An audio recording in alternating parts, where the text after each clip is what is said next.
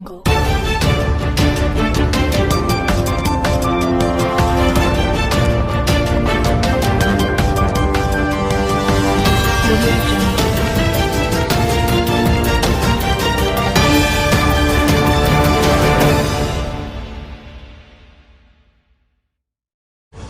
Sebuah soal ujian SMP di Jakarta pada akhir 2020 lalu membuat geger karena menyebut nama Anies dan Mega.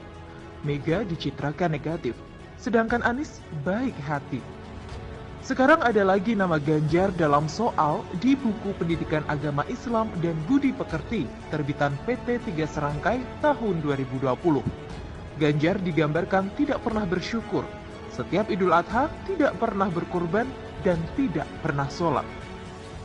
Memang hanya menyebut Ganjar saja, tidak Ganjar Pranowo. Tetapi selama ini, nama Ganjar tidak lazim ada dalam soal pelajaran.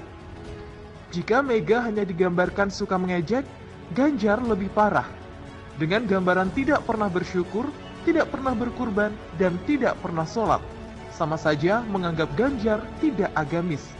Dan ini buku tentang pendidikan agama Islam. Bahkan, tidak hanya sekali. Nama Ganjar ditemukan pada 2 buku, yakni buku untuk kelas 3 dan satu lagi di buku kelas 4. Bukunya sama, Pendidikan Agama Islam dan Budi Pekerti.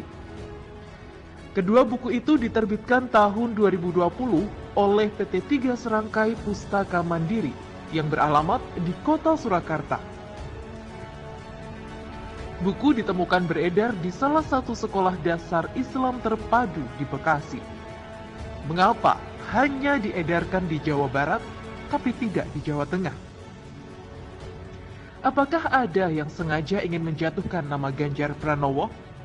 Jahat sekali orang-orang yang mencoba menstimulus otak anak-anak agar menganggap nama Ganjar itu jahat dan tidak beragama. Jika kasus Anies dan Mega dulu masih bisa bilang kebetulan, kali ini tidak.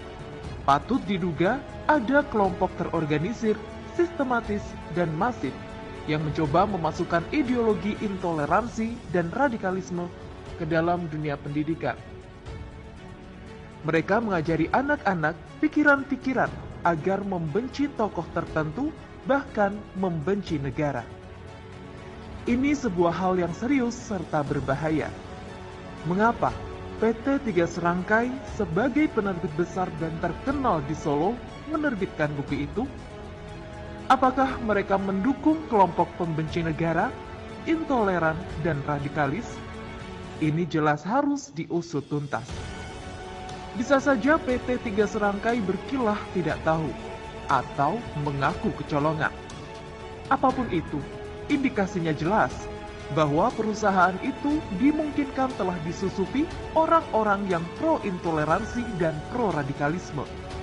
Jika itu benar terjadi, PT 3 Serangkai harus bisa menyisir siapa saja karyawan atau pimpinannya yang terindikasi penganut paham pembenci negara.